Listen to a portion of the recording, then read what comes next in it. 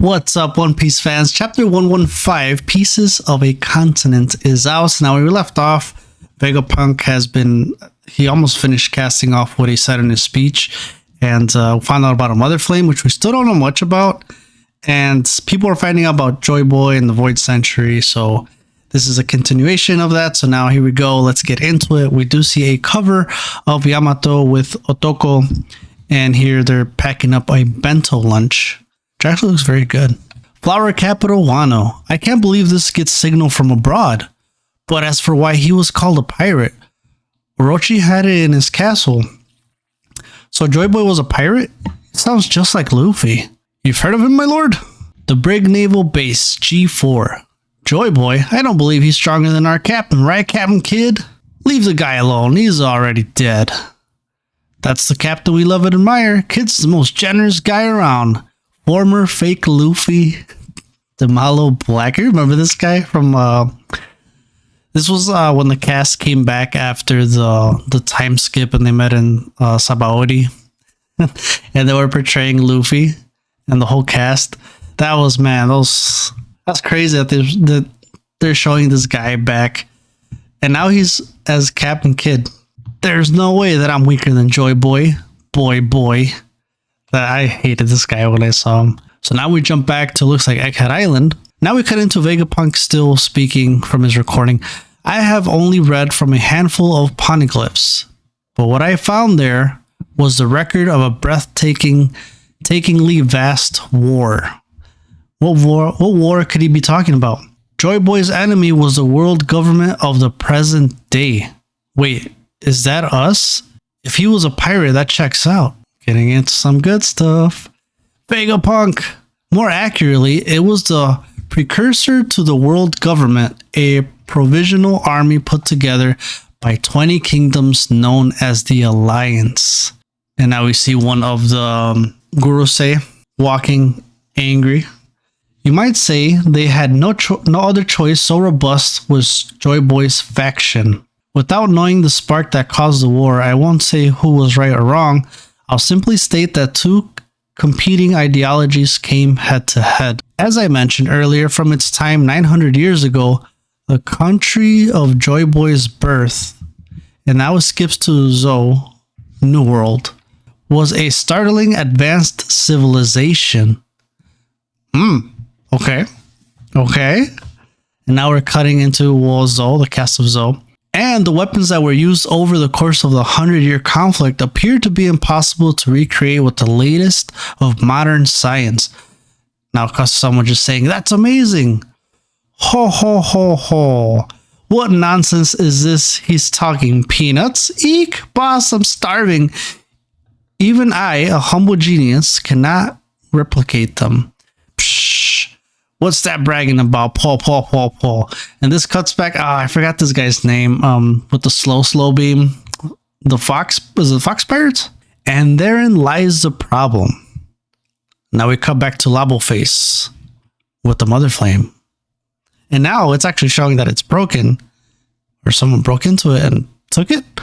Stussy, wheeze, huh? It's me, Edison. Lower the barrier and run for safety. What? I can't. If anything happens to the Straw Hats before they can leave, honestly, there ain't no much point to that barrier anymore. If it can't stop these guys from getting past it, that's true. I mean, if they could get in, what's the point? You could argue that now it kind of reduces the enemies that get in. So I've done all I can to help the Straw Hats make their escape. They can take it from there. That he's all crushed. Are you on your way, Jinbei? Sorry, almost there. Don't apologize, Jinbei. We were... And then he cuts off. Was that you I heard saying something, Zolo? I'm gonna smack you after this. So Jinbei's actually carrying Zoro away. Assuming the fight actually finished? Hurry, more ships are gathering around the northeast coast. We don't want to land on the water only to get bombarded to bits. That's a relief. Stella would be so upset with me if I didn't help him get away. Nah, he wouldn't. Now get out of there. But I don't know what to do, huh? Without Stella around anymore, who do I live for? Now it shows the other giraffe guy too. Just kind of like observing everything that's going on. He's like, damn, am I on the right side?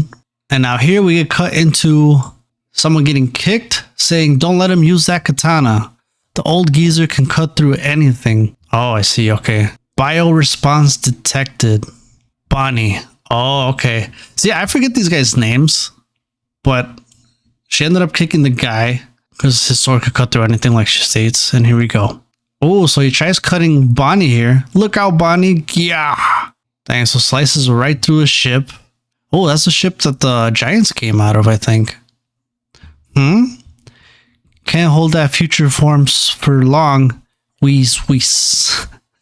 I don't know why I say wheezes. Like wheezing, whatever. The Void Century came to a close with the defeat of Joy Boy. How long must you jabber on, Vegapunk? Where's he going? So now it looks like they're all going to rush towards trying to find, the transponder snail to shut him down. Obnoxious bio response. Oh my goodness.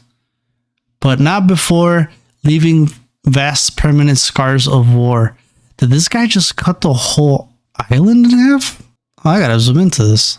So it looks like he's about to slash, it looks like he slashed the island in half. Across the face of the world, huh? And now it shows the copies of the 7 warlords. The world is made up of a series of islands. Sailing between them is difficult, and many people never experience anything but their own culture at home. Now these people are falling, and they're like, yeah, duh, ha ha ha, everyone knows the sea is dangerous. But this shared understanding of the world does not necessarily apply to the world of 1,000 years ago, because a cataclysm occurred during the Void Century. Oh, look, that's where Zoro comes from, the school, and there's a sensei. Oh, that's pretty cool. Yeah, damn. They're really showing the whole world listening to this. Causing the world to sink once before. We are currently living on the pieces of a continent that existed long ago. That's nuts. So then, was it all one big piece of land and it got cut up into pieces, or only pieces sunk and the pieces remaining are now the islands that are there? Oh, crazy. That is crazy. And now we're cutting into the Revolutionary Army, showing Ivankov and of course our boy Sabo right there. He looks badass. The world of a millennium ago now slumbers unseen at the bottom of the sea. In fact, one can assume that in the past there were a number of continents we know nothing about. So it's interesting, like, why the world government really was trying to hide that, And now it cuts into Orange Town, Nami's old home. Now we see her sister and the mayor with the little spinning thing on his hat. This is also wild. Where are you going, Nojiko? The world's in danger. Nojiko. I read that backwards. You can tell me about it later. I'm going to check on the tangerine groves. Nojiko. If the world were still the same as it was in the past, then the act of erasing 100 years of history would simply be unthinkable and impossible. However, it makes much more sense when you understand that the rise in the sea level over that century was 200 meters. That's nuts. What? 200 meters? These gigantic battleships are only 60 meters long. No wonder the whole world vanished. Hey, don't get distracted by the story. Cypherpole and the Seraphim came falling down to ground level. We gotta rescue them. Did you hear that? This man's still lying. So all these people are laughing in another part of the world. The old coot's cracking me up. No way any of that is true. And now we skip to Cherry Blossom. Damn. Chopper's hometown. Damn, dude, that damn, what's her name? The doctor, her mentor. She's still alive, dude. Cherry Blossom Kingdom, Chopper's homeland. How does such a thing happen? He. Oh, that's cool. It looks like they're living in tandem with the rabbits now. Dude, that guy was really cool. It transformed into like some sort of like ox. It was an ox, right? It wasn't like a deer, but he transformed into an ox. He was pretty cool. Of course, now he's probably like weak, but if he could use hockey, and it'd be pretty strong. He. Now, damn, what's her name? It starts with an S, no? Anyway, there's still so much to learn about the world. That mountain over there is just about 200 meters tall. Imagine the sea rising that high. It sounds like hell. How many people must have died? That's crazy. As for why the sea level rose so much during that century, it would be natural to assume the work of a sudden natural disaster. But I can state for a fact that this was a man-made disaster, aka the government had to be. That's just crazy. And now we're cutting into the newspaper people. If such a cataclysm were caused by natural forces, then the initial disaster would have spanned several centuries and inflicted slow but continual damage upon the world. But by any measurement, climatology, geology, environmental, and atmosphere science, this dramatic shift could not have happened within a single century. So this is the cause of something else. And when I detected the rise in worldwide sea levels the other day, I had my answer. Pluton, they probably did something where they wanted to erase what was going on in the world. In other words, hit that reset button. That's what I'm thinking. Let's find out. I knew the cause and confirmed its existence, and it cuts off to 3 of the gurus say. The ancient weapons that sank the world into the sea 800 years ago still exist today and await the moment that they stir once again. Now looks like it cost them to more rejoice. Ooh. In other words, the vast war that arose during the Void Century never came to an end. And it cuts off to, I don't even know if she has a name yet or if she does. I forget. I'm a very forgetful person, all right? But it cuts off into the lady, damn it, what's her name? Who's actually at the top, right? So she's actually the head of the Gorosei. She's actually the one kind of in control of the world. They don't know who she is besides Sabo. Sabo saw her, if you guys remember that. Just so wild that he even got to leave, that he escaped. So that's just nuts. So he escaped from all that, saw that. I'm assuming now Dragon knows and the Revolution Army knows because he told them the king of Alabasta died there during that period.